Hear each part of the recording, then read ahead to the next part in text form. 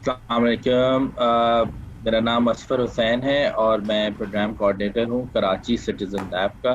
Karachi citizen lab is an initiative of LMKT and DAI and it's based in national incubation centre Karachi. और आज हमारे साथ हमारे एक फ़ेलो हैं, KCL के फ़ेलो, और बड़े ही ज़बरदस्त और एनर्जी वाले आदमी। इनका नाम है बाबर हुसैन और इनकी कंपनी का नाम है, सोशल एंटरप्राइज का नाम है 360 सोशलाइज। और आज ही हमें एंटरप्रेन्योरियल माइंडसेट डेवलपमेंट की बात करेंगे। और स्पेशली इम्फोसिस इन्होंने दिया हुआ है कि जब हम यंग माइंड्स एंटरप्रेन्योर्स की हेल्प करते हैं उनकी एंटरप्राइज बनाने में, तो ये बाबर का मुशाहिदा है कि उससे बहुत ज़्यादा indirectly and directly peace building में काम होता है और कम्युनिटीज़ स्ट्रेंथन होती हैं, क्योंकि रोजगार मिल रहा होता है। वो खुद खुशहाल रहते हैं तो उनकी फैमिली खुशहाल रहती है, शहर में अमन रहता है। तो वो जानने से पहले एक तो मैं वेलकम करूंगा बाबर, आपको बहुत बहुत वेलकम इस थैंक यू प्रोग्राम सर। में। कैसे हैं आप? खैर और हफीज़ थोड़ा सर। सा मैं बाबर आपसे ही शुरू करूंगा। आप प्रेजेंटेशन अपनी शुरू करिएगा, लेकिन उससे पहले थोड़ी सी अपनी जर्नी के बारे में ज़रूर बताइएगा कि आप जी बिल्कुल। कराची, आपकी फैमिली का आना कब हुआ और आपने थोड़ा सा स्ट्रगल बताइएगा अपना, और फिर हम प्रेजेंटेशन पे जाएंगे। अस्सलाम वालेकुम एवरीवन। आज़ाद कश्मीर से बिलोंग करता हूँ, आज़ाद कश्मीर के डिस्ट्रिक्ट मुजफ्फराबाद से। तो 2005 में आज़ाद कश्मीर और KPK में जब जलज़ला आया था, उस वक्त मैं 8वीं क्लास का स्टूडेंट था। मेरे बेसिकली पेरेंट्स एक रिटेल बिजनेस का काम करते हैं, फैमिली बिजनेस था। लेकिन उस वक्त मैं 8th क्लास में था, तो उस वक्त जलज़ले की वजह से जब तबाही आई तो मैं इस्लामाबाद शिफ्ट हो गया। मैंने मैट्रिक और इंटर रावलपिंडी से की, उसके साथ ही मैंने रिटेल ही का बिज़नेस स्टार्ट किया। लेकिन वहाँ मुझे काफ़ी सारे क्राइसिस हुए एक्सपीरियंस या टीम की वजह से, तो वो मैंने फिर मुझे बंद करना पड़ा। फिर मैंने फास्ट फूड का स्टार्ट किया, उसके साथ मैं एजुकेशन भी कर रहा था। तो जिस जगह मेरी शॉप थी, तो उस जगह उस वक्त मेट्रो बस बन रही थी, मेट्रो इस्लामाबाद और रावलपिंडी में। उस वजह से काफ़ी सारी वहाँ प्रॉब्लम्स आई। वहाँ उसके आसपास के सारे बिजनेस बड़ी मुश्किल में का सामना उनको करना पड़ा, और बहुत तबाह हो गए ट्रैफिक वगैरह के बंद होने की वजह से। और फिर क्योंकि मैं काफ़ी बार पेरेंट्स से पैसे ले चुका था, हेल्प ले चुका था, तो अब पेरेंट्स ने भी सपोर्ट करना तकरीबन बंद ही कर दिया। और फिर मेरी एजुकेशन भी चल रही थी, एजुकेशन भी डिस्टर्ब हो गई। मैं नेशनल यूथ असम्बली का मेंबर भी 2 साल वहाँ रह चुका। 2016 के एंड में मैंने फिर वहाँ से रावलपिंडी इस्लामाबाद को लेफ्ट किया, और वहाँ से मैं कराची आया। कराची आने की मेरी एक सबसे बड़ी रीज़न ये थी कि क्योंकि रावलपिंडी इस्लामाबाद हमारे पूरे पाकिस्तान में, जो कराची या हैदराबाद है या फैसलाबाद, लाहौर है, इन 4-5 बड़े शहरों से को छोड़ के अगर दूसरे शहरों की बात करें, बिजनेस अपॉर्चुनिटीज़ बहुत कम हैं। तो इस हवाले से हम कराची के जो भी शहरी हैं, सिटीज़न हैं, बहुत खुशकिस्मत हैं कि यहाँ बिजनेस अपॉर्चुनिटीज़ उन दूसरे इलाकों की निस्बत बहुत ज़्यादा हैं। तो मैं भी इसी वजह से यहाँ कराची मूव हुआ। यहाँ आके मैंने बर्गर का स्टॉल स्टार्ट किया, क्योंकि मुझे फैमिली ने सपोर्ट करना भी छोड़ दिया था। तो फिर मैंने फैमिली की सपोर्ट लेना भी छोड़ दी थी, काफ़ी लॉस कर चुका था। तो यहाँ मैंने अपने 4-5 दोस्तों को ये सोने सोने की, सॉरी, घर घर की जगह थी? कोई सोने की जगह थी, कहीं सो सकते थे? या किराया भी बड़ी मुश्किल से था? रिहाइश जी भी जी थी या बिल्कुल। नहीं थी, या बिल्कुल बिल्कुल, मैं पैसे जब घर से आया नहीं? था तो फैमिली से मैं सारा कुछ कट ऑफ होके आया था, क्योंकि मेरी फैमिली चाह रही थी कि आप आर्मी में जाएं, क्योंकि हमारा बैकग्राउंड ज़्यादातर मिलिट्री की तरफ ज़्यादा होता है। तो कश्मीरी वैसे भी पैदाशी तौर पे तारीखी लोग होते हैं, तो वो वो मिलिट्री की तरफ ज़्यादा रुझान रखते हैं कि मिलिट्री आर्मी में आपका अगर सोल्जर है, कोई सिपाही भी है, तो उसको बड़ा इज्जत नाम इकराम देते हैं। तो मेरे पेरेंट्स की भी यही विश थी कि आप मिलिट्री में जाएं, लेकिन मेरा जो है बिल्कुल माइंडसेट मिलिट्री की तरफ नहीं था। और दूसरी बड़ी रीज़न कि मेरे पेरेंट्स के पास कुछ ना कुछ अपॉर्चुनिटीज़ भी हैं थी या कुछ लिंक्स भी थे कि कहीं जॉब या कोई। लेकिन मेरे लिए प्रॉब्लम ये थी कि मैं जब भी उस जॉब को अपने एक्सपेंसेस के साथ कनेक्ट करता था तो मेरे लिए बहुत मुश्किल हो जाता था कि मैं ऐसी जॉब ज्वाइन करूं जो मेरे एक्सपेंसेस ही को कवर नहीं कर सकती। तो मैंने ये तो फैसला कर लिया था कि मैंने करना बिजनेस ही है, चाहे 5 साल 10 साल या 20 साल भी धक्के खाने पड़े, लेकिन करना बिजनेस ही है कोई भी। तो जब मैं कराची आया तो उस वक्त मुझे किसी की सपोर्ट नहीं थी। मैंने अपने कुछ चंद दोस्तों को कहा कि काइंडली आप मेरी थोड़ी सी हेल्प करें, लेकिन ये हेल्प बिल्कुल फैमिली के रेफरेंस के साथ या किसी के साथ कनेक्ट करके नहीं, मैं आपको ज़रूर रिटर्न करूंगा, लेकिन जिस वक्त मैं उस पोजीशन में हूँगा। तो मेरे चंद दोस्तों ने मुझे सपोर्ट किया, तो मैंने यहाँ बर्गर का स्टार्ट शुरू किया। अल्हम्दुलिल्लाह अल्हम्दुलिल्लाह अल्लाह का करम है कि मुझे 42 डेज के बाद जो है पर डे 3000 4000 की प्रॉफिट स्टार्ट हो गया। तो सेल मेरी 15 से 18 हज़ार रुपये। जो ही मेरा वो बिजनेस प्रॉफिट आना शुरू हुआ तो मेरी उस वक्त एजुकेशन डिस्टर्ब हो गई थी। तो उस वक्त मैंने कहा एजुकेशन को भी मैं दोबारा कंटिन्यू करता हूँ। आईसी में पाकिस्तान के अकाउंटेंसी एंड मैनेजमेंट का एक मशहूर दायरा है, तो उसमें मुझे स्कॉलरशिप प्राइम मिनिस्टर के प्रोग्राम की मिल गई, तो मैंने वहाँ ज्वाइन कर लिया। अब मैं वही स्टार्ट कर रहा था उसके दौरान ही कि बिज़नेस मैंने दोबारा से कोई डेवलप करना है, ऐसा बिज़नेस जिसमें नाम भी हो, कुछ मैं कर भी सकूं ज़्यादा बड़े लेवल पे। मैं अपने बिज़नेस से मुतमिन था, अर्निंग तो मुझे हो रही थी, लेकिन मैं मुतमिन नहीं था कि ऐसा करूं जिसमें लोगों की लाइफ में भी, चंद लोगों की जितना मेरी अप्रोच है उतने लोगों की लाइफ में भी कुछ चेंजिंग ला सकूं। तो उस वक्त पंजाब गवर्नमेंट का है इसी तरह का इंक्यूबेशन प्लान 9 के नाम से, तो उसमें अप्लाई किया। वहाँ में सेलेक्ट तो नहीं हो सका था, लेकिन वहाँ का मुझे ये फ़ायदा हुआ, एक तो मुझे पता चल गया कि इस तरह के इदारे पाकिस्तान के अंदर काम कर रहे हैं जो यूथ के लिए काम कर रहे हैं, एंटरप्रेन्योर्स के लिए काम कर रहे हैं, जो माइंडसेट रखते हैं उनके लिए काम कर रहे हैं। तो वहाँ ही मेरी शाहजहां चौधरी साहब के साथ मुलाकात हो गई। उन्होंने वहाँ ही से मुझे उठा के लेके गए, क्योंकि मैं इग्नाइट आईटी मिनिस्ट्री का एक प्रोग्राम है, वहाँ से भी मैंने कुछ कोर्सेज किए हुए थे। जब मैंने वहाँ का रेफरेंस दिया तो इन्होंने मुझे वहाँ से लिया, मेरा एक छोटा सा इंटरव्यू किया और मैं इनके साथ कनेक्ट हो गया। तो इन्होंने मुझे एनआईसी आने का कहा कि हम आपको अगर कर रहे हैं तो कोई हेल्प कर सकते हैं या सिखा सकते हैं।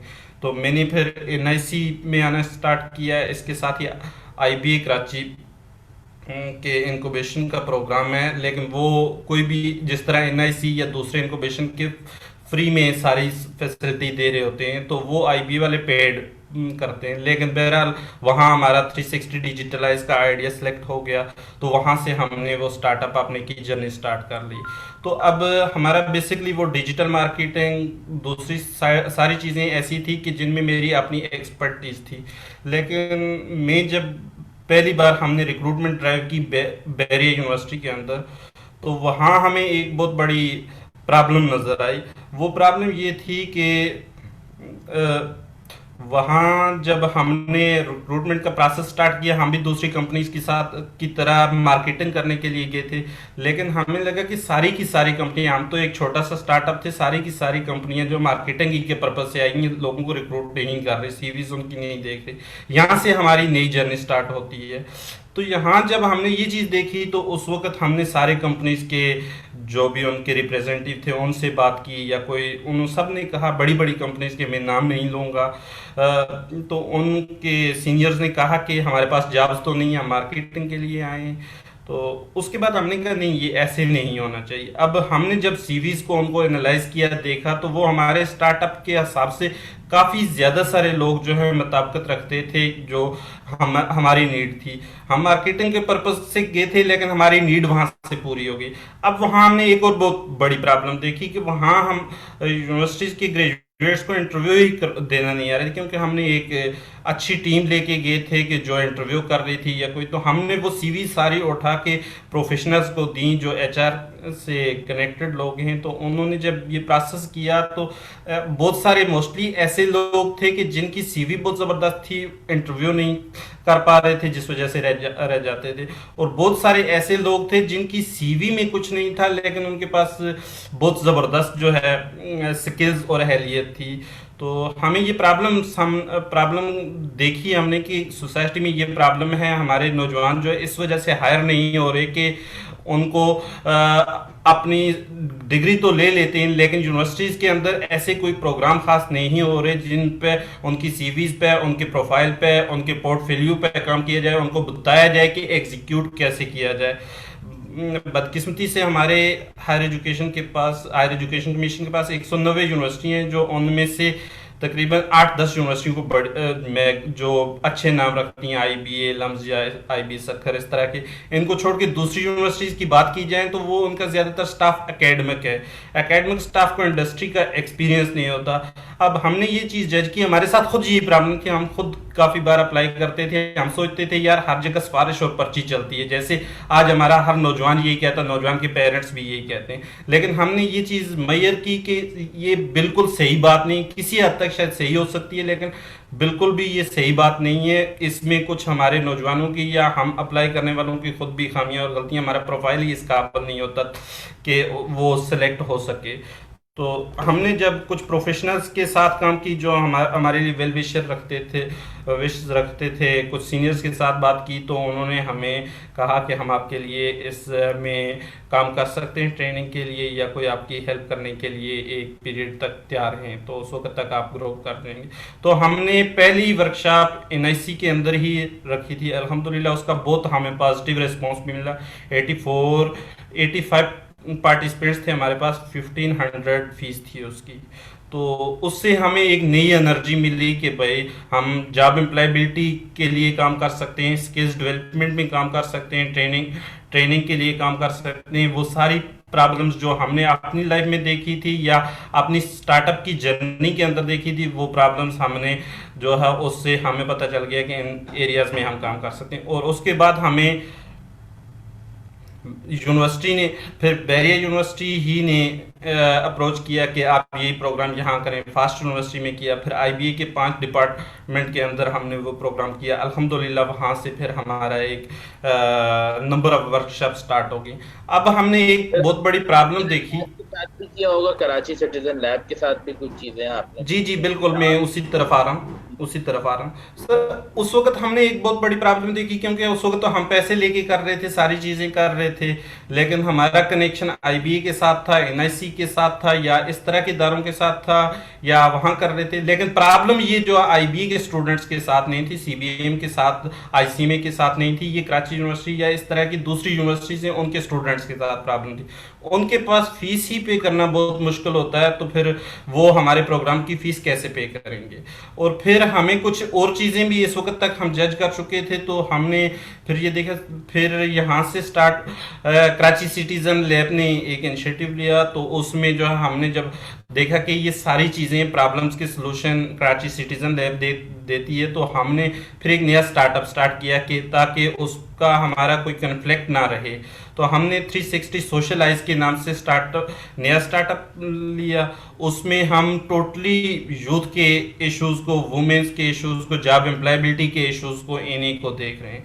तो माशाल्लाह कराची सिटीज़न लैब ने हमें हमारी एक्सपेक्टेशन से अगर 4% में रैंकिंग करें तो 400% जो है बहुत ज़बरदस्त हमें ट्रेन किया, फैसिलिटेट किया, मेंटोर किया, गाइडलाइन दी। और सबसे यूनिक चीज़ जो हमने यहाँ से सीखी, वो बदकिस्मती से हमारे 19-20 इंक्यूबेशन या एक्सेलरेशन के सेंटर्स हैं पूरे पाकिस्तान के अंदर। ज़्यादातर में वही रवायती यूनिवर्सिटी वाला सिस्टम हो रहा होता है, यूथ को नहीं लिया जाता, या कोई वो सीनियर लोग 40-50 ईयर से ऊपर के लोग आके आपको बता रहे होते हैं कहानियाँ, या कोई सॉरी असर साहब माजरत के साथ। तो यहाँ KCL की पूरी टीम जितनी भी थी, मेरे ख्याल में 35 से डाउन नीचे थी, 35 से नीचे थी। और इनके जितने भी ट्रेनर्स और मेंटोर्स थे, ज्यादातर सारे यंग थे। तो क्योंकि एक प्रॉब्लम मुझे जो लगती है कि हमें जो मेंटोर 60 या 50 प्लस का सिखाएगा, वो मेरे ख्याल से ज्यादा बेहतर नहीं सिखा सकता जो जितना हमें सिखा सकता है 25 या 30 साल का, क्योंकि उसका करंट उसने स्टार्टअप किया होता है, करंट उसका फ्रेश एक्सपीरियंस होता है। हमें 80 वाले एक्सपीरियंस आज अगर कोई बताएगा तो वो मेरे ख्याल में हमारे लिए, हमारे बिजनेस के हिसाब से, हमारे प्रॉस्पेक्टस के हिसाब से वो बिल्कुल मीट नहीं करेंगे। उसकी रीजन ये है कि अब IT रेगुलेशन इतना आ चुका है। अगर 2016 से पहले की बात करें तो 2016 के पहले भी 3G 4G आने से पहले के हालात और थे, अब बिल्कुल डिफरेंट है। तो बिल्कुल ही हर चीज़ चेंज हो रही है। तो उसके लिए हमें जितने भी नए स्टार्टअप आने वाले हैं या नए, तो उनके लिए फ्रेश ट्रेनर, फ्रेश मेंटोर जिनका 5 साल का, 3 साल का, 8 साल का एक्सपीरियंस हो, वो मेरे ख्याल से बहुत ज़्यादा बेहतर होते हैं। तो ये KCL में ने एक यूनिक चीज़ की, पाकिस्तान में ये ट्रेंड इससे पहले शायद नहीं था जो कि हमें पहली बार मिला। अगर किसी के इल्म में हो ऐसा तो वो मुझे ज़रूर बता सकता है, मैं शुक्रगुजार हूँ। तो अब मैं अपने टॉपिक की तरफ आता हूँ जी। आपको लोग आपकी स्टोरी से इंस्पिरेशन भी ले रहे हैं बाबर लोग। जी जी। हमें कमेंट्स आ रहे हैं, अली ने अभी कमेंट किया है कि पर स्टोरी इज वेरी इंस्पायरिंग। वाकई इंस्पायरिंग आप हम सबके लिए हैं बहुत ज़्यादा। थैंक यू थैंक यू और थैंक माशाल्लाह आप ज़बरदस्त, आप प्रेजेंटेशन शुरू कीजिए इंशाल्लाह। अंदील, आपका कोई क्वेरी है? अंदील, कोई आपकी क्वेरी है? मैं खुद काफ़ी इंस्पायर हो रहा हूँ, और उनकी जो जो इन्होंने बड़े प्यार से सच्चाई बताई है कि जो हमारे मेंटोर्स हैं वो नौजवान होने चाहिए। तो ये इन्होंने बड़ा एक अच्छा जो है सही कंट्रास्ट कह रहे हैं। बताया कि जो दो मुख्तलिफ सिस्टम्स हैं, एंटरप्रेन्योरियल सिस्टम्स हैं। तो मुझे इनकी बात बड़ी अच्छी लगी है। तो मैं भी वेट कर रहा हूँ ये अब आगे, अब हम और क्या बताते हैं जवानों इसको। को बीवियों का उस्ताद कर कहते हैं। जी जी। हाँ, मतलब हमारे अगर अभी फेलो। अंदील साहब, आपकी आवाज़ थोड़ी सी डिस्टर्ब हो रही है। हेलो अंदील साहब। मैं हर से वो कनेक्शन, जी जी, सही वीडियो हो गया। कनेक्शन से। जी जी। तो अच्छा, मैं अब अपने अंदील की टॉपिक की आवाज तरफ से आऊँगा। आपकी बेसिकली आज का कट। मेरा जो टॉपिक मुझे दिया गया था, पीस, बिजनेस बिजनेस के लिए पीस, पीस के लिए बिजनेस क्यों ज़रूरी है। तो और एंटरप्रेन्योरल माइंडसेट की बात करने का कहा गया था। तो मैं बेसिकली इसमें बहुत ज़्यादा एक्सपर्ट या कुछ तो नहीं हूँ। बहरहाल ये है कि हमारा जो स्टार्टअप का की जर्नी है, इसका एक्सपीरियंस थोड़ा सा अपने साथ शेयर करूँगा। स्पेशली यहाँ एक नई चीज़ जो हमने सैप के हवाले से सीखी, सोशल एक्शन प्रोजेक्ट हमें दी गई। तो उसमें हमने एक बहुत ज़्यादा जो है चीज़ ये सीखी कि आप टाइम लाइन के साथ और डेडिकेशन के साथ आप फंडिंग की बात करें या इन्वेस्टमेंट की बात करें या नेक्स्ट लेवल पे जाएं, उससे पहले आप कम से कम कुछ करके दिखाएं। हमारे नौजवान ज़्यादातर आइडियाज़ लेके आ जाते हैं, वो कहते हैं, और हम सब भी एक्सपेक्टेशन रखते हैं हमें फ़ौरन फंडिंग मिल जाएगी, इन्वेस्टमेंट मिल जाएगी या ये चीज़ें मिल जाएंगी। तो ये मेरे ख्याल से जो है हमें पहले कुछ करके दिखाने की हैलियत भी हमारे अंदर होनी चाहिए। तो हमारा अच्छा, आज का मेरा टॉपिक पीस और एंटरप्रेन्योरल माइंडसेट के हवाले से है। तो मैं इसका थोड़ा सा ब्रीफली बता दूं। अच्छा, हम जो इस वक्त 360 सोशलाइज के प्लेटफॉर्म के अंदर चीज़ें कर रहे हैं, यूनाइटेड नेशन के जो गोल्स हैं, 17 गोल्स हैं SDGs, उनमें से 8 SDGs पे हम काम कर रहे हैं, जिसमें आपकी क्वालिटी एजुकेशन आ जाती है, वुमेन जेंडर इक्वलिटी आ जाती है, पीस एंड जस्टिस आ जाता है, पार्टनरशिप अदर पार्टनर्स के साथ जिनके साथ हम गोल अचीव कर सकते हैं। ये गोल्स हैं, तकरीबन 8 गोल्स पे हम काम कर रहे हैं। और बेसिकली ये सारे ही पीस को और एम्प्लॉयमेंटबिलिटी को या एंटरप्रेन्योरल कल्चर को लेके चल रहे होते हैं। तो हर एक गोल दूसरे के साथ कनेक्ट हो रहा होता है। अच्छा, अकानमी कैसे ग्रो करती है, करेगी कि अकानमी के लिए कितना ज़रूरी है बिजनेस। देखिए, जब तक हमारा छोटे स्टार्टअप्स में, छोटे स्टार्टअप्स की बात करूंगा कि छोटे स्टार्टअप्स का रोल कितना है हमारी इकानमी के अंदर, और फिर जो है इसका क्यों कितना ज़रूरी है। जितनी भी हमारी बड़ी ऑर्गेनाइजेशन हैं जो SME से ऊपर चली, जिनकी बात करें, तो वो बदकिस्मती से उनका एक अलग से कल्चर है, अलग से सेटअप है, वो यूथ को या इन चीज़ों को नहीं देख रही होती। उनका ज़्यादातर पाकिस्तान के अंदर बात की जाए तो ज़्यादातर बहुत सारी ऑर्गेनाइजेशन के अंदर अभी तक सेट कल्चर है। तो उसमें ये होता है कि एक तो उनको अपनी मर्जी का काम चाहिए, फिर वो इनोवेशन को या इन चीज़ों को अच्छा, ज़्यादा सपोर्ट नहीं बाबर करती। रिक्वेस्ट करेंगे, आपने क्या प्रेजेंटेशन खोल ली है? क्योंकि वो दिख नहीं रही है, शायद शेयरिंग नहीं हो अच्छा, मेरी प्रेजेंटेशन नहीं नज़र आ रही। अच्छा, मैं रही। जी जी जी, अगर वो पहले स्लाइड से ही शुरू कर दीजिए, शेयरिंग कर दीजिए।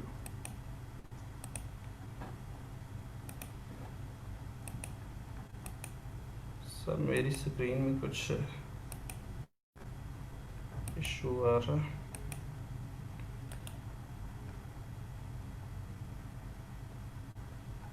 नीचे शेयर स्क्रीन कर लीजिए तो।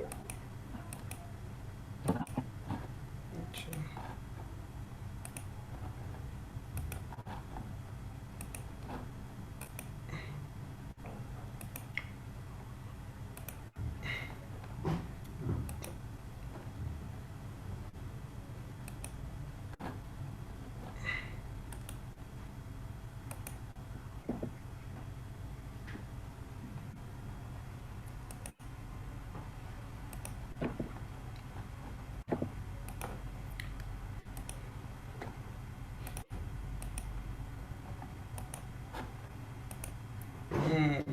जी सर, जी आप नज़र आ शायद गई जी आ है। गई है।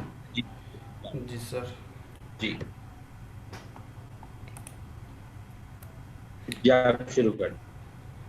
जी, मैं बात कर रहा था एसडीजी के हवाले से। तो ये यूनाइटेड नेशन ने जो हमें 17 गोल्स पूरी वर्ल्ड में दिए हुए हैं हर कंट्री को, कि इन गोल्स पे 2030 तक काम करना है आपको, इन ये प्रॉब्लम्स ख़त्म करनी है। तो हम, क्योंकि हम स्पेशली इनके लिए तो काम नहीं कर रहे, लेकिन हमारा काम तकरीबन 8 एसडीजी गोल्स को कवर कर रहा है, जिसमें एजुकेशन, जेंडर इक्वलिटी और पीस जस्टिस मोस्ट इम्पॉर्टेंट है। तो अब हमारा इकानमी कैन ग्रो अप, मैं इस टॉपिक पे बात कर रहा था, सॉरी, इस प्रॉब्लम से पहले। अच्छा, इसमें जो हम बड़ी कंपनीज की बात कर रहे थे कि बड़ी कंपनीज जो हैं इस तरह यूथ को या छोटे लोगों को सपोर्ट नहीं करती, तो हमने देखा है कि जितनी भी नए आते हैं तो उनसे ज़्यादातर नए यूथ आते हैं जॉब्स के लिए, तो उनसे ज़्यादातर एक्सपीरियंस मांग रहे होते हैं।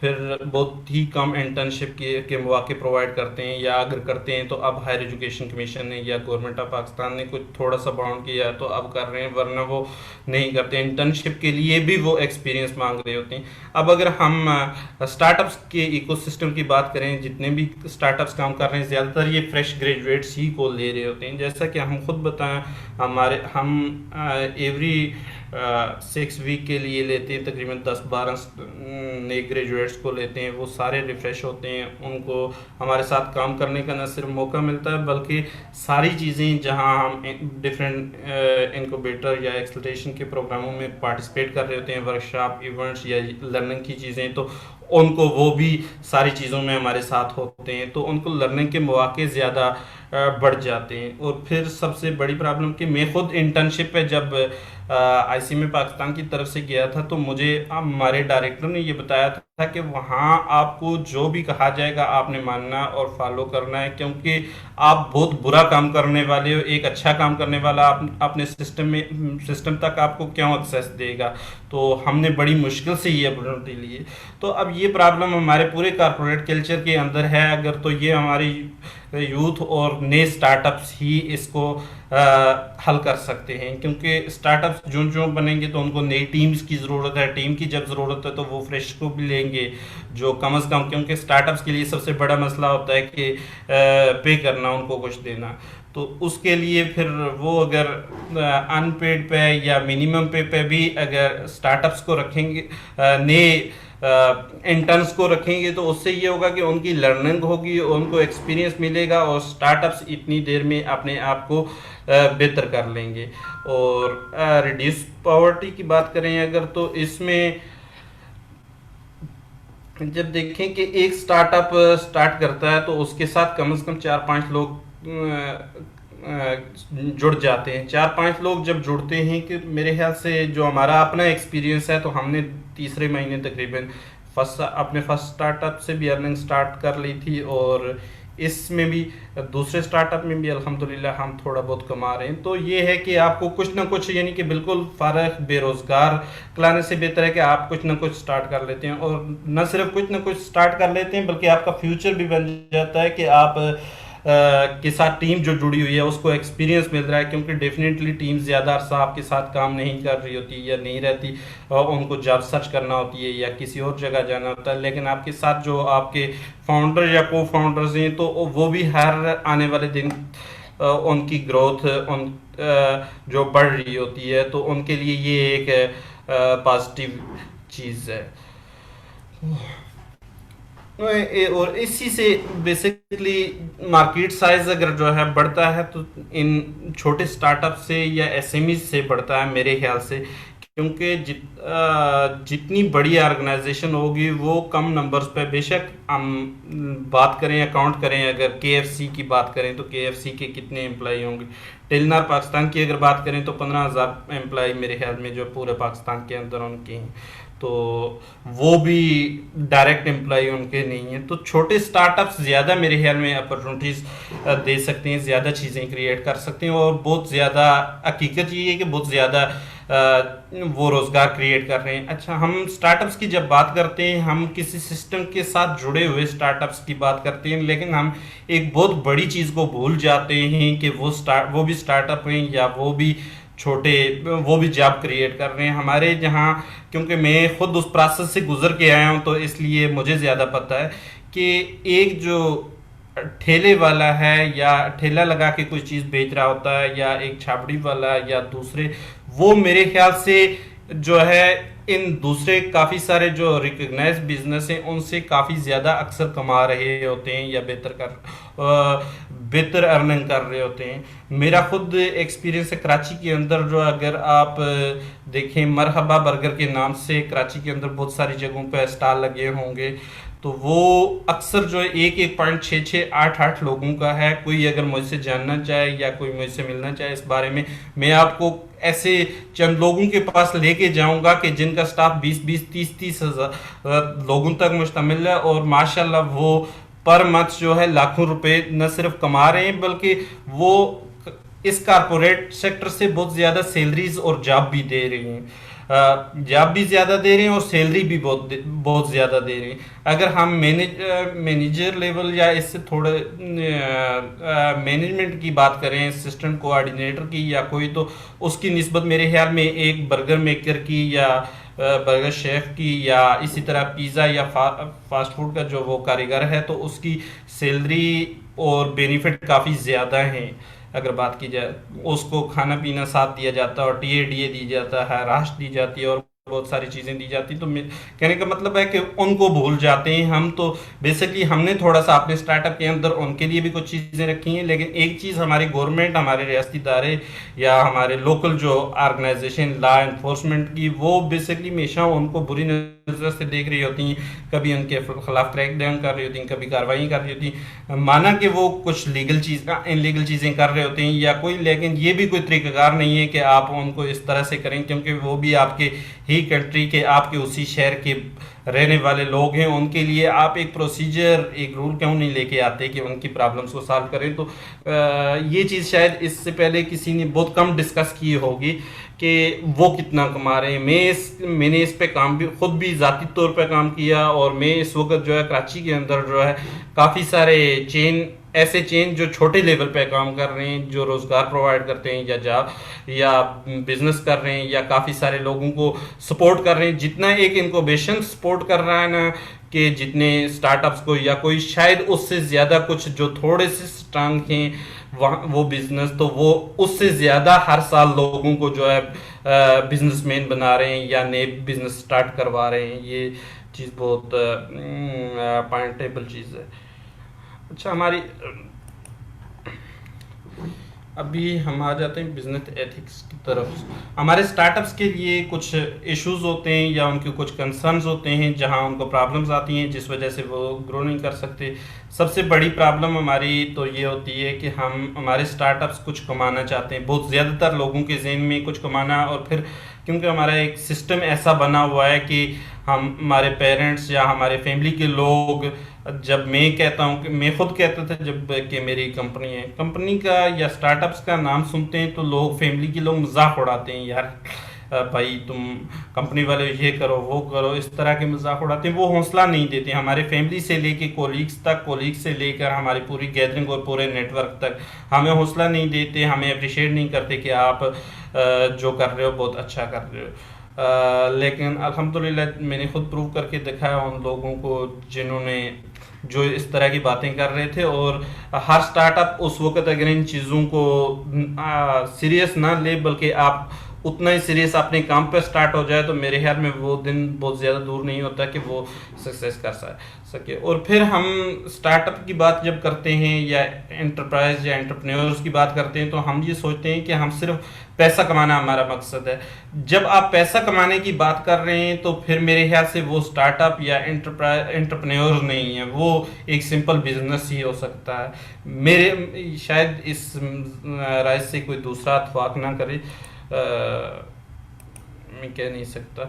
लेकिन जो क्योंकि मैंने खुद 3-4 बिजनेस स्टार्ट किए छोटे छोटे, लेकिन वो मैं नहीं समझता कि वो ना तो एंटरप्रेन्योरशिप थी ना ही वो स्टार्टअप थी। कि उसकी रीज़न ये थी कि क्योंकि वो हम सिर्फ और सिर्फ मेरी ज़ाती नीड पैसा थी, तो मैं ग्रो भी शायद इस वजह से नहीं किया क्योंकि मेरा पैसा टारगेट नहीं था। मेरा जो है जो टारगेट था तो वो अचीव नहीं हो सका, तो मैं ग्रो नहीं कर सका। जबकि मैं यहाँ जब मैंने स्टार्टअप 360 डिजिटलाइज और सोशलाइज स्टार्ट किया, तो ये बेसिकली मेरा एक ऐसा विजन बन गया कि मैंने यही करना है। और मेरा यहाँ अर्निंग पर्पस नहीं था, लेकिन अर्निंग पर्पस ना होते हुए भी अल्हम्दुलिल्लाह मुझे बहुत कम मिनिमम पीरियड के अंदर बहुत अच्छी अर्निंग स्टार्ट हुई। तो हमें एक तो सबसे पहले अपने स्टार्टअप के साथ कनेक्ट करना चाहिए सोशल रिस्पॉन्सिबिलिटी कि पहले दिन से कि हमारे माशरे पे कुछ जिम्मेदारियां हैं। जिस माशरे ने हमें एजुकेट किया है, जिस माशरे ने हमें फैसिलिटेट किया है, मेंटोर किया है, इतनी सारी अपॉर्चुनिटीज़ दी हैं, तो हम उसकी रिस्पॉन्सिबिलिटी भी लें। जो कुछ हमें मिला है तो वो हम डिलीवर भी करें। अगर हमने कुछ कहीं मिस्टेक्स देखी हैं, कहीं कुछ कमियां देखी हैं, कुछ मारूमियां देखी हैं, तो दूसरे लोग उसका शिकार मेरे ख्याल से ना हो। और दूसरी चीज़ ट्रस्ट। आपके बिजनेस पे ट्रस्ट बहुत ज़्यादा इम्पॉर्टेंट है कि आपके काम पे, आपके स्टार्टअप पे, आपके ऑर्गेनाइजेशन में, क्योंकि आज का स्टार्टअप कल का जो एंटरप्राइज है, तो उसको आपने डे फर्स्ट से जो अपनी कमिटमेंट पूरी करनी होगी और ट्रस्ट अपना जो है कायम रखना होगा। सवाल इसी में मेरे जहन में एक सवाल बस यही आया था कि आप माशाल्लाह ये इनका पूरा आपने बताया और ये भी बताया कि कैसे वो जो स्किल बेस्ड लोग काम कर रहे हैं फूड बिजनेसेस में, वो बहुत सारे कॉर्पोरेट सेक्टर के लोगों से भी ज़्यादा कमा रहे हैं। बिल्कुल सही ऑब्जर्वेशन है आपकी। ये बताइएगा कि जो जिनकी और उनकी अक्सर लैकिंग ये होती है, उनको स्किल आती है लेकिन उनकी तालीम नहीं होती, जब भी उनको कोई कॉर्पोरेट या आम लफ्ज़ों में वो जो वाइट कॉलर जॉब कहते हैं वो नहीं मिलती है। मेरा सवाल सिर्फ आपसे ये था कि क्या ये जो पूरे का पूरा मैकेनिज्म है, इसमें जो अंडर प्रिविलेज तबका है, जो जिन लोगों के पास पैसे नहीं हैं और लेकिन वो स्किल्स जल्दी सीख सकते हैं, जैसे आपने फास्ट फूड बिजनेस का बताया, आप सबसे ज़्यादा वाकिफ़ हैं, मरहबा का भी आप जिक्र कर रहे थे, उनके पास कितना मौका है इस सारे ये कैसे कर सकते हैं? और जिस तरह ये कम्युनिटी बिल्डिंग भी कर लेते हैं, आप बता रहे हैं कि वो TADA भी मिलता है, लोगों का ट्रस्ट भी ज़्यादा है, उनसे नौकरी पे भी ज़्यादा भरोसा है, उनको नौकरी ज़्यादा अच्छी भी लगती है। तो ये बताइएगा कि ये क्या ऐसा आसानी का मैकेनिज्म है कि जो रेप्लिकेट हो सकता है पहले पूरे शहर में और फिर पूरे पाकिस्तान में अंडर प्रिविलेज लोगों के लिए? जी बिल्कुल, आपने सही बात की सर। असल में मसला ये है कि ये सारे वो लोग हैं जो सक्सेस बिजनेस कर रहे हैं, या अगर आप ज़्यादातर कराची के अंदर सर्वे अगर करवाएंगे, आप अगर जो लोकल हमारे सक्सेस बिजनेस स्टोरीज हैं तो उनकी अगर बात करें, तो सबसे पहली चीज़ आपको जो नज़र आएगी वो एजुकेशन छोड़ के भागे हुए लोग हैं बेसिकली।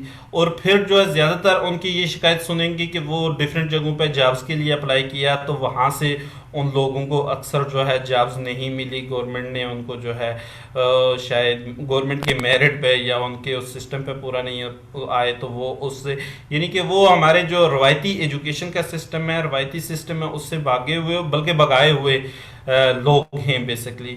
तो इसके लिए सबसे बड़ी, और वो लोग एजुकेटेड लोगों को सपोर्ट कर रहे हैं। आपको मैं ऐसी एग्जांपल्स फिजिकली दिखा सकता हूं कि जो यहाँ मेरे अपने रिलेटिव्स हैं, मेरे अबू के कज़न हैं या इस तरह के लोग हैं, उनको यानी कि साइन करना नहीं आता, फिंगर प्रिंटेड लोग हैं, लेकिन वो जो है मास्टर लेवल की एमफिल लेवल के लोगों को जो रोजगार प्रोवाइड कर रहे हैं, जॉब प्रोवाइड कर रहे हैं, उसके लिए थोड़ा सा काम करने की ज़रूरत है। जिस तरह पूरा कोई एक ऐसा दायरा हो, जिस तरह इनक्यूबेशन का नेशनल इनक्यूबेशन सेंटर है या KCL है, इस तरह का कोई दायरा पूरा एक माइंडसेट बनाए कि वो उसके लिए उसको स्टडी करने की ज़रूरत भी है, रिसर्च करने की ज़रूरत है। फिर कुछ लोकल दायरे हैं जिस तरह KMC है, DMC है या कंटोनमेंट बोर्ड्स हैं, उनके साथ, लेकिन उसके साथ साथ उसको ज़रूरत है मेरे ख्याल से सूबाई और वफाकी हुकूमतों के साथ काम करने, क्योंकि आप अगर कराची की बात करेंगे, कराची का मेयार शायद सेट भी कर लें, लेकिन दूसरे कंट्रीज, दूसरे शहरों में फिर हालात ऐसे ही रहेंगे। लेकिन अगर आज आप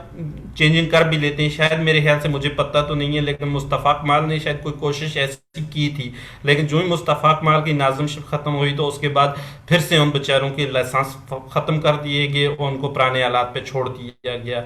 तो रीज़न ये है कि इसके लिए पूरा एक मैकेनिज़्म गवर्नमेंट की सतह पे किसी NGOs को या दायरे को इनक्यूबेशन या एक्सलरेशन की किसी प्रोग्राम को पूरा बनाने की ज़रूरत है ताकि वो लीगलाइज हो जाए। उनका सिर्फ मसला ये है कि उनको लीगलाइज करने की ज़रूरत है, बाकी कोई इशू नहीं। अब वो सबसे ज़्यादा रेवेन्यू जनरेट कर रहे हैं, सबसे ज़्यादा वो जो है कमा रहे हैं। एक तो वो टैक्स नेट में नहीं, टैक्स नेट में इसलिए नहीं कि उनको इनलीगल बिजनेस समझा जाता है, तो फिर वो कैसे टैक्स नेट में होंगे। और यकीन माने कि वो जितना जितना टैक्स आम लोग या शॉपकीपर हैं या छोटे चेन सेटअप वाले हैं जितना टैक्स देते हैं, उनसे शायद 30 गुना ज़्यादा या 40 गुना ज़्यादा जो है वो लोग गवर्नमेंट के जो इदारे हैं, पुलिस हो गई हमारे या लोकल KMC DMC वालों को बता देते। मैं तो बता ही कहूँगा, क्योंकि बेसिकली उनको के लोगों को नाजायज़ रिश्वत के तौर पे हर महीने मंथली देते हैं।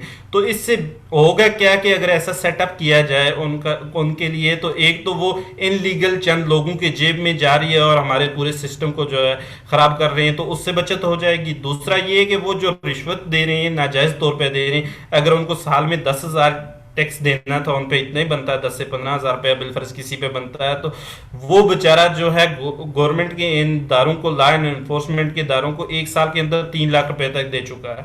अब वो भी खुश होगा, दारों पे भी मुतमिन होगा, दारों पर ट्रस्ट भी करेगा। और दूसरा ये कि हमारे टैक्स डिपार्टमेंट को टैक्स की कलेक्शन भी ज़्यादा बेहतर होगी। और फिर उसके बिजनेस के रजिस्ट्रेशन के प्रस्पेक्टिव में अगर बात की जाए, उसके बिजनेस के लिए कोई ऐसा सेटअप बनाया जाए कि उसका बिजनेस न सिर्फ रजिस्टर्ड, उसको कानूनी जगह मिले।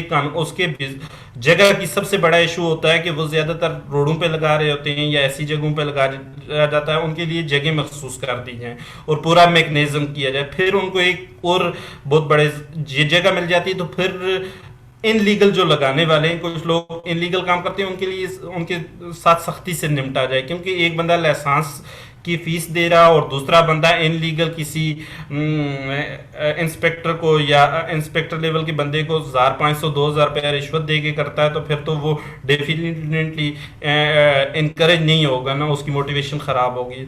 तो इस पे काम करने की मेरे ख्याल से ज़रूरत है, बहुत ज़्यादा ज़रूरत है। और वो लोग जो हैं मेरे ख्याल से जितने हमारे रिटेल वाले, चेन वाले, होटलिंग वाले जो लीगल बिजनेस के अंदर आते हैं लेकिन वो भी रजिस्टर नहीं करवा रहे और टैक्स नहीं पे कर रहे, उससे ज़्यादा वो लोग जो है बहुत ज़्यादा जल्दी मानने वाले लोग हैं। और बहुत ज़्यादा अगर उनको बताया जाए कि ये आपकी हेल्प के लिए, आपके बिजनेस को प्रॉपर स्ट्रक्चराइज कर रहे हैं हम, और इसमें आपके यानी कि पॉइंट को कोई ना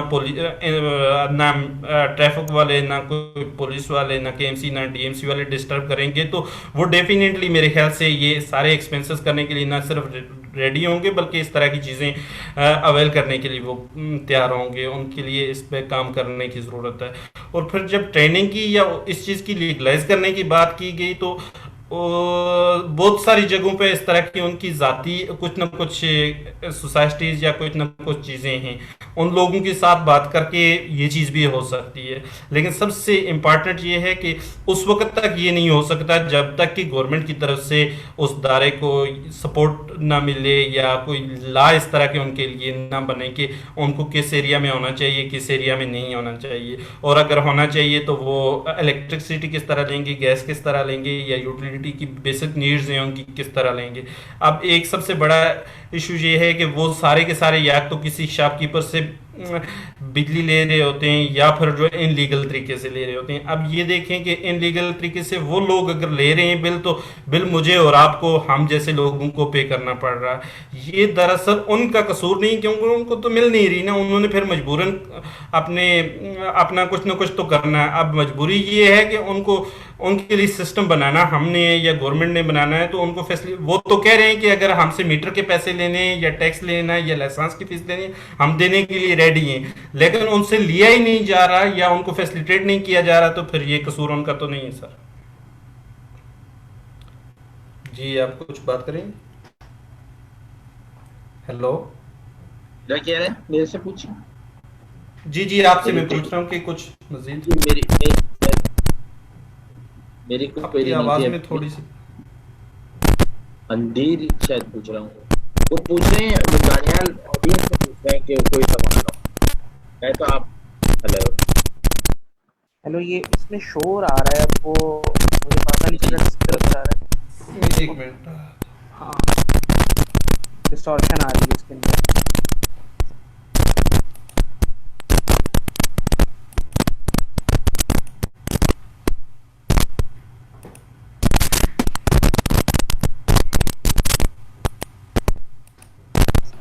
माइक का कोई तार बोले। वगैरह तो नहीं मिल गया है? जी जी, माइक तो ठीक हो गया जी। अब बोले, अब सही आवाज आ रही है? आ रही आवाज़ आ रही है फिर।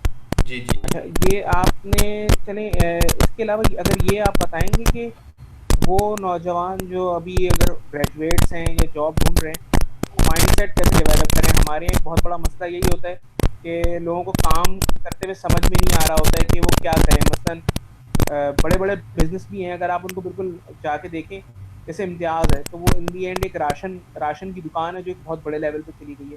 तो हमारे यहाँ लोगों को ये लगता है कि बड़े ऑर्गेनाइजेशन में जॉब तो कर लेंगे, वो कबूल कर लेंगे कि जी क्योंकि हम मैनेजर हैं, लेकिन वो बिज़नेस करने में जो झिझक आती है ना, वो झिझक लोगों की कैसे ख़त्म हो? जो ग्रेजुएट से हुए कभी झिझक ख़त्म करने पे कोई डिग्री नहीं देता, कोई समझाता नहीं है कि यार आपने बिज़नेस शुरू कैसे करना है, उसको पैसे चाहिए नहीं चाहिए, क्या चाहिए? तो वो उस पे अगर आप गाइडेंस दे सके, खासतौर पे नौजवानों को। सर इसमें सबसे बड़ा इशू ये है कि हमारे नौजवानों तक अवेयरनेस नहीं है।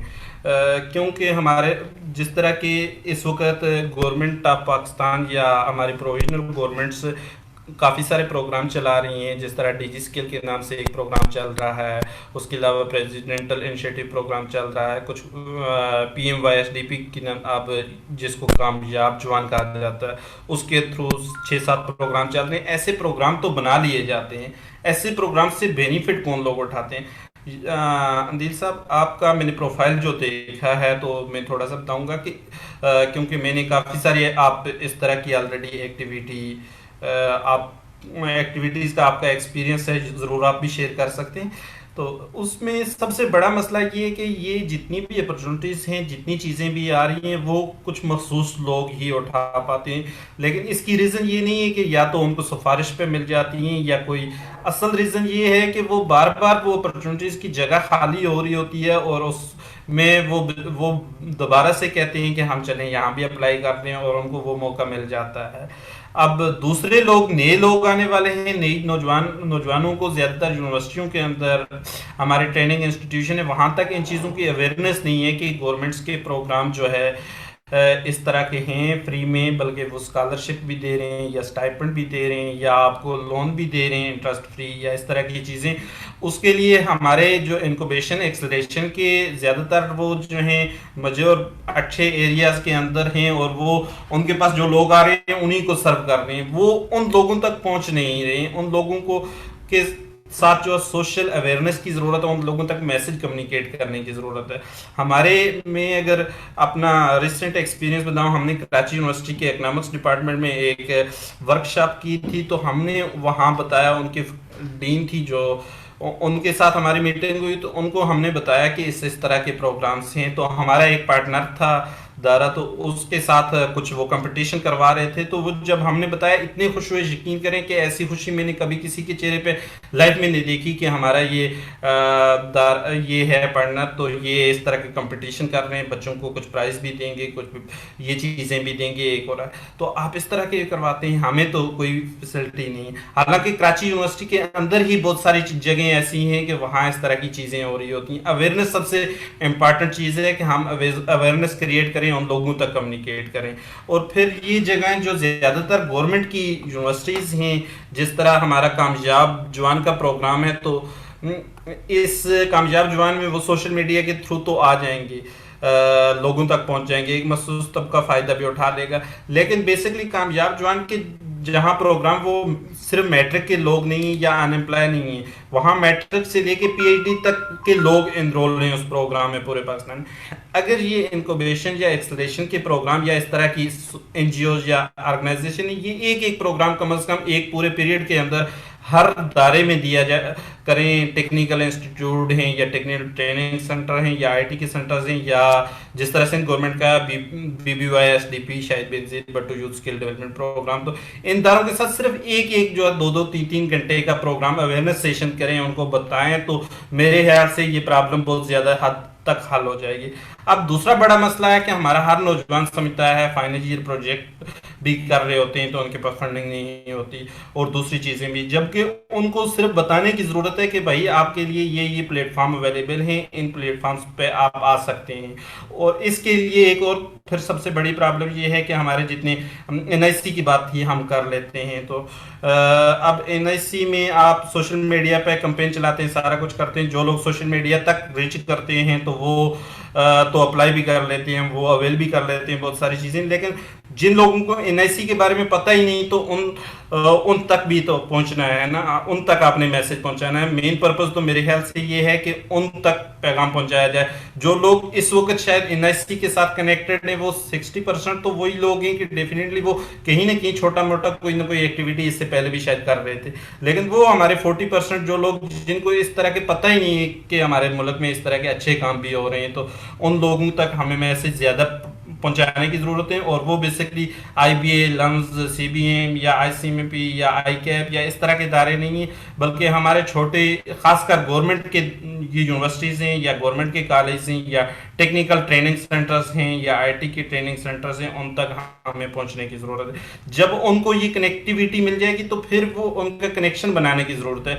यहाँ हमारे जितने भी इस तरह के इदारे हैं उनमें काउंसलिंग के लिए कोई मैनेजर या कोई एक ऐसी अपॉइंटमेंट होनी चाहिए कि जो भी नया आए विजिटर या कोई, तो उसको पूरी एक अच्छे तरीके से एडवाइस और काउंसलिंग के दे के आपने स्टेप बाय स्टेप किस तरह से पहुंचना है यहाँ तक। तो मेरे ख्याल से ये प्रॉब्लम काफ़ी हद तक बेहतर हो जाएगी। और जॉब एम्प्लॉयबिलिटी की जब बात करते हैं तो एम्प्लॉयबिलिटी में सबसे बड़ी प्रॉब्लम ये होती है कि हमारे नौजवान ज़्यादातर मेजोरिटी ये समझती है कि इंडस्ट्री के अंदर जॉब्स नहीं है, या जो है जॉब्स तो प्राइवेट सेक्टर में सिफारिश पे मिलती है, पर्ची पे मिलती है, या जो रिसोर्स के बगैर नहीं मिलती।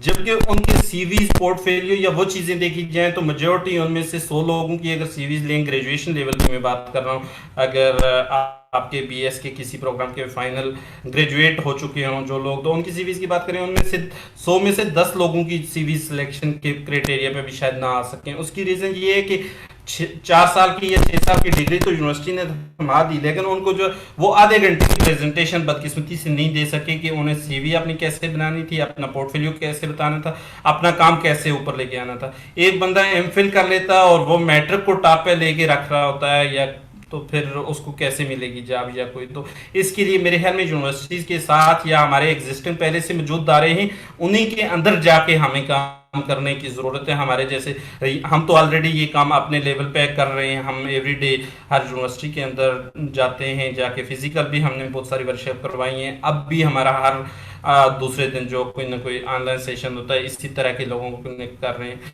लेकिन सारे ज़्यादातर जो है बड़े लेवल के इदारे हैं, उनको उन दारों के साथ कोलैबोरेशन करके उन दारों के अंदर जाके काम करने की ज़रूरत है कि हम एक एक सेशन करें या ऑफिशियली गवर्नमेंट के साथ रिकग्नाइज्ड होके। जी सर। ठीक है, क्योंकि अभी जैसा आपने बताया तो कल या परसों हमारा परसों सेशन। आप अपनी आवाज़ थोड़ी सी रिपीट कर देंगे सर? आवाज़ का हमारे। आप थोड़े अपनी प्रेजेंटेशन पे जा सकते हैं बाबर, फिर अच्छा उसके बाद ठीक है, अंदीर मेरे ख्याल से। ठीक है। हाँ। अच्छा हमारे अब हमें जब स्टार्टअप कर रहे हो तो हम अपने एक दो सच्चाई हमें बहुत ज़रूर रखनी है।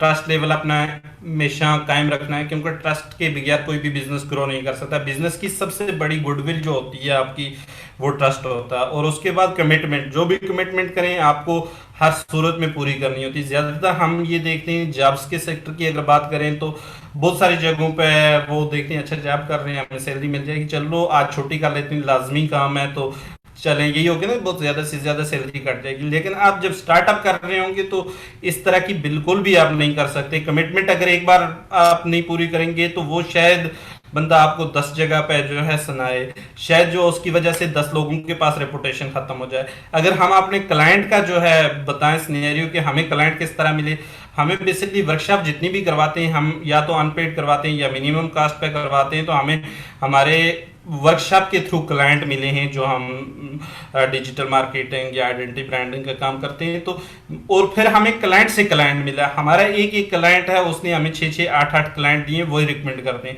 अगर आप एक क्लाइंट को सस्टेन नहीं कर सकते, सर्वाइव नहीं कर सकते, उसको अच्छी सर्विस नहीं दे सकते, तो वो कभी भी आपको रिकमेंड नहीं करेगा, बल्कि कुछ अरसे बाद शायद वो सर्विस ही आपसे नहीं ले। अल्हम्दुलिल्लाह हम जो हमारी सबसे पॉजिटिव चीज़ है इस वक्त तक जो जिस पे मैं कहता हूँ कि मुझे प्राउड है, वो हमारी कमिटमेंट है क्लाइंट के साथ। कि हमारे जितने क्लाइंट हैं बहुत कम हैं, लेकिन जो भी हैं वो हम शायद इतने अपनी सर्विसेज पे मुतमिन ना हो जितने वो हम पे मुतमिन है। और फिर कोर वैल्यूज की अगर बात करें, हमें बाज़ ज्यादातर हमारे स्टार्टअप से एक चीज देखते हैं कि वो कुछ ऐसी चीजों में भी एंगेज होता जाते हैं जो उनके बिजनेस के साथ कनेक्टेड नहीं है। कुछ मैंने ऐसे अच्छे ग्रो करने वाले स्टार्टअप्स को देखा है कि उनको कोई अपॉर्चुनिटी छोटी मोटी नजर आती है लेकिन उनके स्टार्टअप के साथ कनेक्ट नहीं करती, तो उसको बिल्कुल ही वो उसी तरफ हो जाते हैं। इस तरह से आपकी मोटिवेशन और सस्टेनेबिलिटी और सीरियसपन खत्म हो जाता है। तो मेरे ख्याल से फोकस हमें रखना चाहिए कि अपने स्टार्टअप के साथ जितनी भी हमारी सीरियसनेस है या वाबस्तगी है वो सिर्फ अपने स्टार्टअप के साथ रखें, ताकि हम अपने मिशन से पीछे ना हट सकें। रिलायबिलिटी की जब बात करें कि हमें रिलायबल होना ज़रूरी है, और इसमें मैं एक चीज़ थोड़ी सी ऐड कर दूं कि यहाँ हमें इसके साथ साथ अपने इंटरनल अफेयर्स के अंदर भी रिलायबिलिटी की बहुत ज़्यादा ज़रूरत होती है। अच्छा, ये एविडेंस, खैर ये मेरे ख्याल से ये वीडियो मेरी चलेगी नहीं, लेकिन एविडेंस अगर पार्टनरशिप की बात करें कि तो हमने अल्हम्दुलिल्लाह इस वक्त तक हमारे साथ तकरीबन 15 के करीब जो हमारे पार्टनर कोलैबोरेटिव पार्टनर्स हैं या स्पॉन्सर्ड हैं, जो हमारे क्लाइंट ही ज़्यादातर हमारे पार्टनर्स भी हैं। तो हम उनके थ्रू ये सारी वर्कशॉप या अवेयरनेस या सेमिनार करवाते हैं। सैप की अगर बात करें सोशल एक्शन प्रोजेक्ट की, तो 200 लोगों का हमें टास्क दिया गया था, लेकिन हमने 1600 लोगों को जो है फैसिलिटेट किया। 200 लोगों को हमने जो उनकी ट्रेनिंग के लिए बजट बनाया था 8,20,000 का था, लेकिन अल्हम्दुलिल्लाह 1600 लोगों को फैसिलिटेट करने में भी हमें जेब से सिंगल पेनी भी नहीं पे करनी पड़ी, और हमने किसी प्रोग्राम में फीस भी नहीं ली। शायद एक प्रोग्राम में फीस ली थी 15 लोगों से, और हमने उसके बावजूद तकरीबन 1.5 से 2 लाख रुपया वहाँ अर्न भी किया, और हमें क्लाइंट भी मिले, मार्केटिंग भी। बेसिकली हम ज़्यादातर जो कंपटीशन में आ जाते हैं, कंपटीशन से आप ग्रो नहीं कर सकते, आप अपनी टैग लाइन से हट जाते हैं। कंपटीशन के बजाय अगर कोलैबोरेशन आप करेंगे या पार्टनरशिप, तो मेरे ख्याल से आपके लिए रास्ता आसान हो जाता। उसकी रीज़न ये है कि जो मेरे पास स्ट्रांग पॉइंट्स हैं, मैं अपने वो स्ट्रांग पॉइंट दूसरे किसी ऑर्गेनाइजेशन को दे के उनके स्ट्रांग पॉइंट में ले सकता हूं जो मेरे वीक पॉइंट हैं, और फिर हम एक एरिया में स्पेसिफिक मिलके तो ज़्यादा जल्दी गोल अचीव कर सकते हैं। बिलफर्ज हमने एक वर्कशॉप की डिज़ाइनिंग अगर करें, मैं बताऊं तो एक वर्कशॉप पे अगर हमारे 1.5 लाख पे एक्सपेंसेस हो गए, एक स्टार्टअप के लिए 1.5 लाख तो शायद बहुत ज़्यादा है, लेकिन 15,000 भी करना बहुत मुश्किल है। अगर आप कोलैबोरेटिव पार्टनर या स्पॉन्सर की तरफ चले जाएं, बहुत सारी चीज़ें फैसिलिटेट हो जाएंगी। आपको वेन्यू कहीं से फ्री हो जाएगा, पार्टिसिपेंट्स आपको फ्री में मिल जाएंगे, लंच फ्री में मिल जाएगा, सारी चीज़ें फ्री में मिलते मिलते आपको हो सकता है बहुत अच्छा प्रॉफिट वहाँ से मिल जाए। तो मेरे ख्याल से ज़्यादा से ज़्यादा स्टार्टअप्स को कोलैबोरेशन पे काम करना चाहिए। कोलैबोरेशन के बगैर पॉसिबल नहीं है कि बहुत जल्दी आप ग्रो कर सकें। और हमारे स्टार्टअप्स की अगर कोई अचीवमेंट है, ये भी शायद सेकंड नंबर पे है कि हम ज़्यादातर कोलैबोरेशन और पार्टनरशिप पे यकीन रखते हैं, और हम सारी अपनी ट्रेनिंग और वर्कशॉप्स को कोलैबोरेशन और पार्टनरशिप के थ्रू कर रहे होते हैं। और सब हमारे फील्ड में अगर हम बात करें तो हम तो शायद 2-3 चीज़ों में एक्सपर्ट हों, ट्रेनिंग प्रोवाइड कर सकें, फैसिलिटेशन कर सकें। अगर हम सारी ये पार्टनरशिप और थोड़ी देर के लिए पार्टनरशिप कोलैबोरेशन को अगर भूल जाएं तो मेरे ख्याल में हमारे लिए पॉसिबल ही नहीं है कि हम डिलीवर कर सकें। उसकी रीज़न ये है कि इतने सारे प्रोफेशनल्स को हम कैसे हायर करेंगे या उनको कैसे हम पे करके तो उनको ट्रेनिंग के लिए लेके आएंगे, पॉसिबल नहीं है। अच्छा, 7 बिजनेस वे फॉर पीस। अच्छा, बिजनेस, ये कुछ रास्ते हैं जो बिजनेस से पीस की तरफ जाते हैं। तो बेसिकली बिजनेस, रियल में अगर बिजनेस को देखा जाए, बिजनेस ही पीस की अलामत है, और बिजनेस और पीस एक दूसरे के बगैर चल नहीं सकते। बिजनेस को पीस की ज़रूरत है और पीस को बिजनेस की। तो इसमें अगर आप बिजनेस एक्टिविटी कर रहे हैं तो आपकी वॉइस हर जगह सुनी जाती है, आपको मौके बढ़ जाते हैं, क्योंकि फाइनेंशियल एक्टिविटी हो रही है, आप स्ट्रांग हैं तो डेफिनेटली आपकी आवाज़ जो है आपकी ज़्यादा स्ट्रांग हो सकती है। आप टैक्स, जब हम बिजनेस की एक्टिविटी होगी तो टैक्स पे करेंगे तो उससे क्या होगा कि सोशल रिस्पॉन्सिबिलिटी हमारे पे हो रही है और हमारे सोसाइटी के अंदर डेवलपमेंट होगी। अच्छा, जब बिजनेस एक्टिविटी कोई भी होती है तो उसके साथ जो है इंफॉर्मेशन शेयर हो रही होती है, और नई चीज़ें क्रिएट हो रही हैं, नई प्लेसेस क्रिएट हो रही होती हैं, और फिर सारी चीज़ों को फाइनली ये कि अमन पैदा हो रहा था। क्योंकि अगर बिजनेस आपका नहीं है, जो आपकी इकानमी या आपका बिजनेस मार्केट वीक होगी तो आपके शहर में, आपके इलाके में क्राइम रेट इंक्रीज करेगा। क्योंकि कोई भी बंदा जो है एजुकेटेड अगर होगा या वो बिजनेस कर रहा है, कमाने वाला है, तो वो जाके ना तो कोई क्राइम करेगा, ना कोई डकैती या कत्ल करेगा। क्योंकि उसकी सबसे बेसिक नीड जो है, उसकी बेसिक नीड अगर पूरी हो रही है, बेसिक नीड के साथ अगर कुछ ज़रूरतें भी पूरी हो रही हैं तो हो नहीं सकता है कि वो क्राइम की तरफ जाए, कोई रीज़न ही उसके पास नहीं बचती। तो इसके लिए बहुत ज़रूरी है कि हम पीस की जब बात कर रहे हैं तो पीस को बिजनेस के बगैर अगर रीड कर रहे हैं या अंडरस्टैंड करने की कोशिश करते हैं, मेरे ख्याल से ये बिल्कुल गलत है। हम जब तक बिजनेस को सक्सेस नहीं करेंगे, बिजनेस को सस्टेन नहीं करेंगे, बिजनेस को सपोर्ट नहीं करेंगे, उस वक्त तक पीस आ नहीं सकता।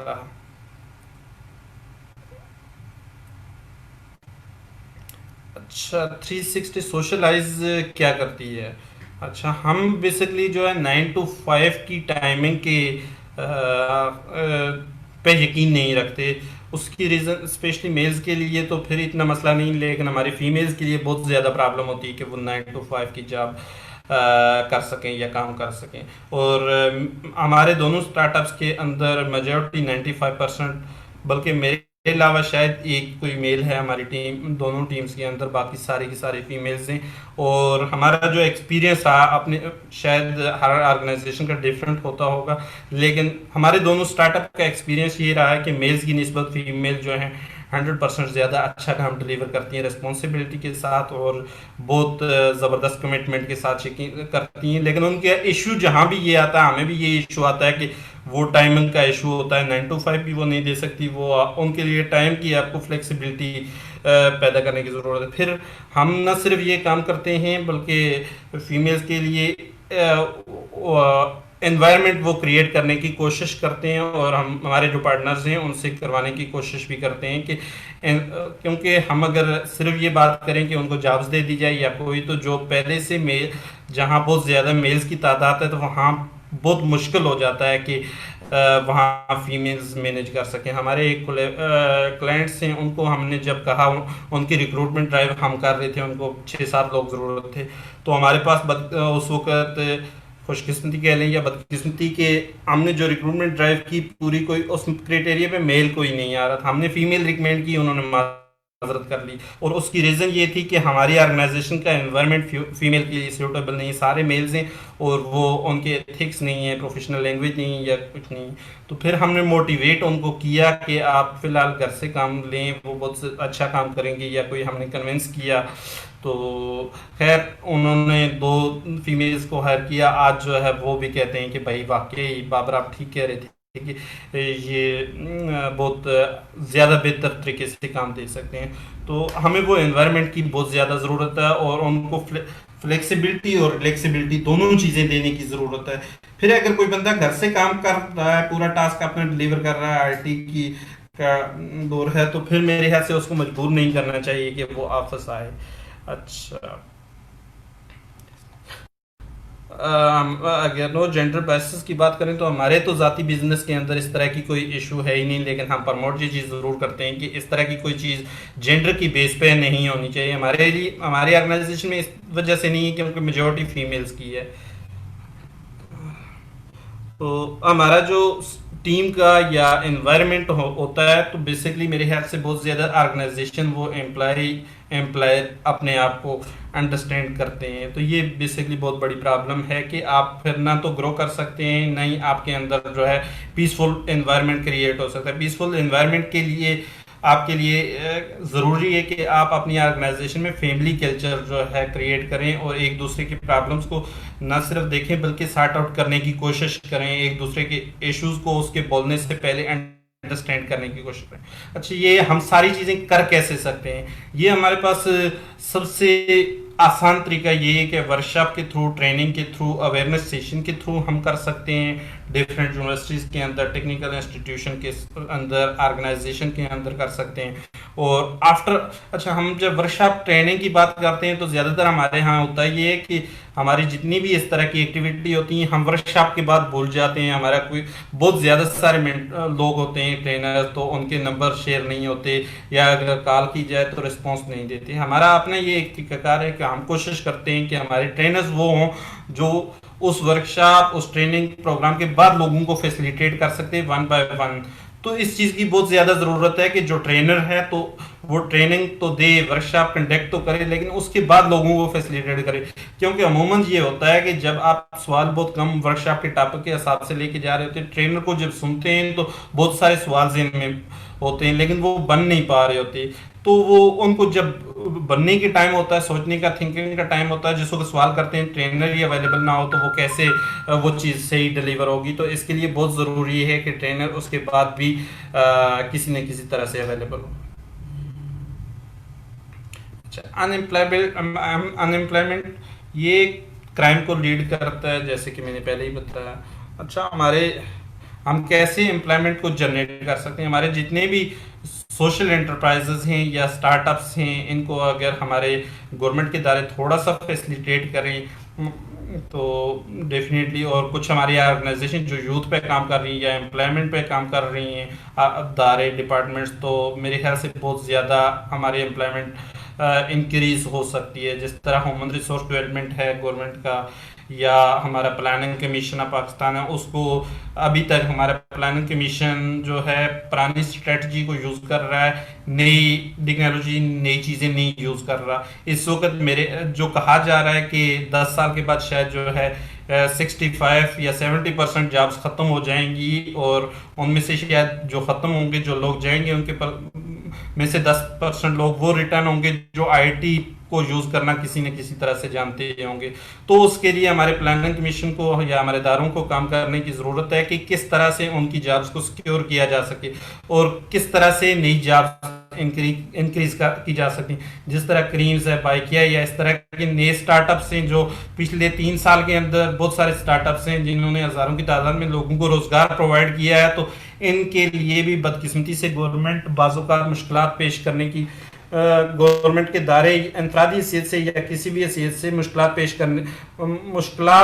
खड़ी करने की कोशिश करते रहें, तो उनको मुश्किलात की बजाय आसानियाँ पैदा करने की कोशिश करनी चाहिए। और उनको सोशल ऑर्गेनाइजेशन को या ये जितने भी इस तरह के डेवलपमेंट के इदारे हैं उनको मिलके वो काम करें तो मेरे ख्याल से न सिर्फ अनएम्प्लॉयमेंट ख़त्म होगी बल्कि एम्प्लॉयमेंट अपॉर्चुनिटी बहुत ज़्यादा बढ़ सकती है जो आईटी को यूज़ करके इन चीज़ों को यूज़ करके। हमारे पास 10 मिनट रहे फिर अभी। ठीक है जी जी जी, मेरी तकरीबन प्रेजेंटेशन भी कंप्लीट ही हो गई है। अच्छा, हम बिजनेस को प्रमोट करेंगे तो पीस खुद ब खुद कायम भी हो जाएगा और प्रमोट भी हो जाएगा। तो बिजनेस की एक्टिविटी एक से माशरे के लिए बहुत ज़्यादा ज़रूरी होती हैं। एम्प्लॉयमेंट, अच्छा, बिजनेस या स्टार्टअप कोई भी जब बनता है तो एक स्टार्टअप या एक बिजनेस जो बहुत सारी जॉब्स या बहुत सारी अपॉर्चुनिटीज क्रिएट करता है, जबकि एक बंदा जब जॉब के लिए जाता है तो वो सिर्फ एक ही रहता है, वो 20 साल अगर काम करेगा या 25 साल उसके बाद भी वो सिर्फ सिंगल ही रहेगा। जबकि एक बंदा अगर स्टार्टअप स्टार्ट करता है तो शायद जो वो 1 साल के बाद 5 लोगों को डिलीवर कर रहा हो, 10 लोगों को डिलीवर कर रहा हो। इस वक्त हमारे स्टार्टअप 2 स्टार्टअप्स हैं जो इनमें तकरीबन ऑलमोस्ट 13 लोग जो है किसी न किसी तरह से जो है काम कर रहे हैं। तो बेसिकली अगर हम मैं बहुत अच्छी जॉब भी कर रहा होता है शायद एक बंदे को भी रोज़गार नहीं प्रोवाइड कर सकता था ये, लेकिन स्टार्टअप की बदौलत ये पॉसिबल है कि आप लोग जो हैं रोज़गार प्रोवाइड करते हैं। जैसे कि मैंने वो बात की थी कि वो इनलीगल या हमारे रेडी ठेले वाले जो लोग हैं वो बेसिकली वो छोटा सा बिजनेस कर रहे होते हैं, ठीक है, हम इनलीगल या लीगल की डेफिनेशन के में जाए बगैर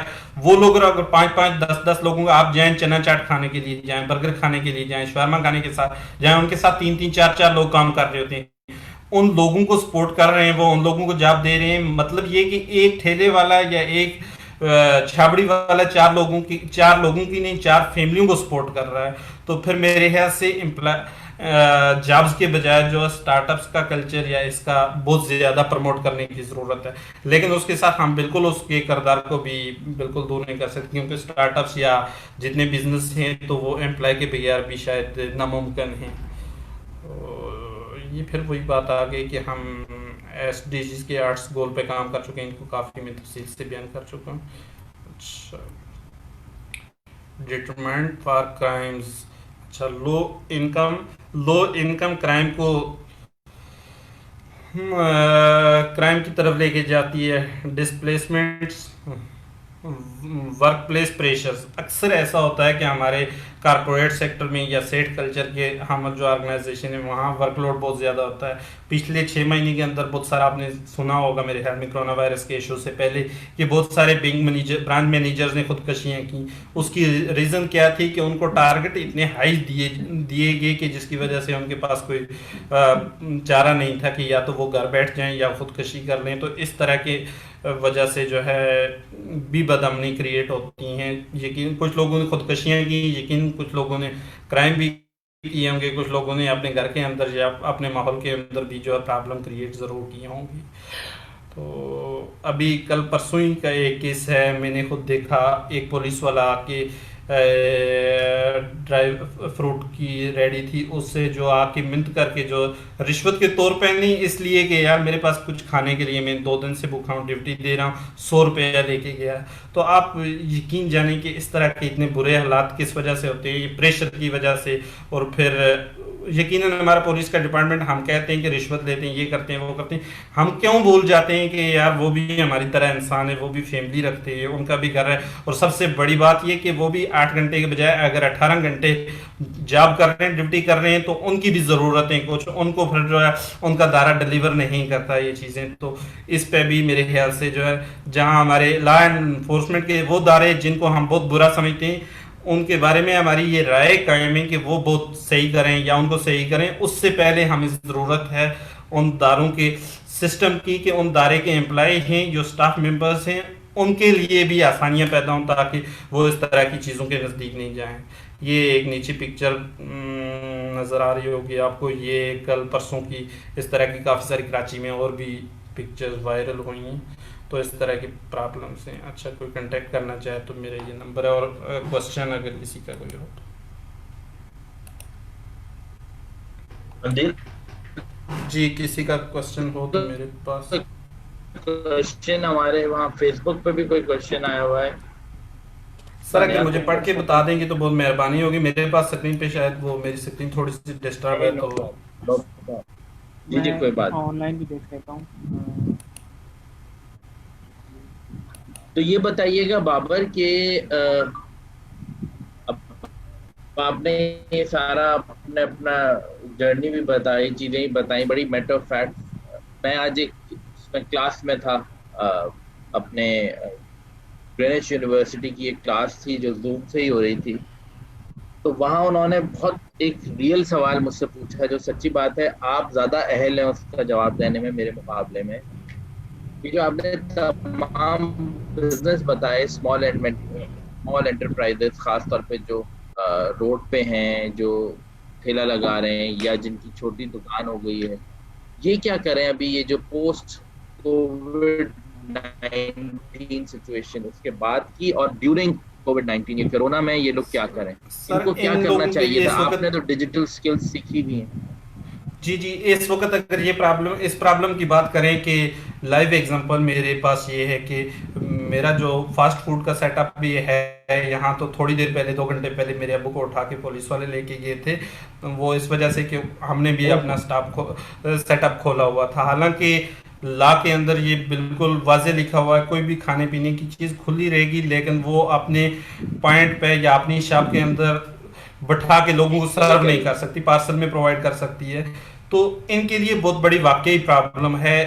2-3 लोगों को लेके गए थे, खैर उन्होंने कोई रिश्वत नहीं दी, कोई भी नहीं, कोई सिफारिश वगैरह के बगैर उन्होंने वार्निंग दे के छोड़ दिया गया। लेकिन इनके लिए वाकई रियल इश्यूज है।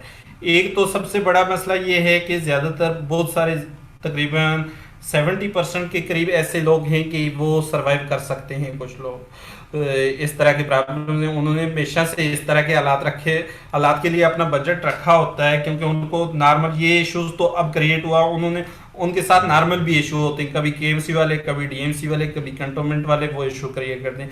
लेकिन कुछ लोग ऐसे हैं कि जो वो टोटली इन चीज़ों पे डिपेंड करते थे। जैसे कि मैं आपको बताऊं कि हमारे अपने सेटअप के जो अपने सेटअप की बात बताऊं, मेरा छोटा भाई है, उसने जो टोटली जिस दिन ये लॉकडाउन हुआ उससे एक दिन पहले टोटल इन्वेस्टमेंट 3-4 लाख रुपए की सारी की और सामान ले लिए। ईद तक के लिए उसने परचेज कर लिया, क्योंकि बाद में कुछ चीजें मिलना बहुत मुश्किल होती हैं। तो अब दूसरे दिन जब लॉकडाउन हुआ, उस बेचारे के साथ मसला ये हुआ कि एक पैसा भी नहीं बचा हुआ था कि वो एक्सपेंसेस कर सके या कोई कर सके, क्योंकि उसने इन्वेस्टमेंट कर दिया। बिजनेसमैन कोई भी छोटा हो या बड़ा हो, रेडी ठेले से लेके बड़े से बड़ा भी, वो सेविंग नहीं करता, वो इन्वेस्ट करता है सारे पैसे मार्केट के अंदर। अब उनके लिए वाकई प्रॉब्लम है। उनके लिए मेरे ख्याल से हम कुछ सोच भी रहे थे, अंडरस्टैंडिंग हमारी में भी अभी तक नहीं है, हमने कुछ थोड़ा सा काम किया है। तो हम मेरे ख्याल से ये बेसिकली इस वक्त इंक्यूबेशन, एक्सलेशन या जो एंटरप्रेन्योरल डेवलपमेंट के दायरे हैं उनको मिलके कुछ काम करना चाहिए, क्योंकि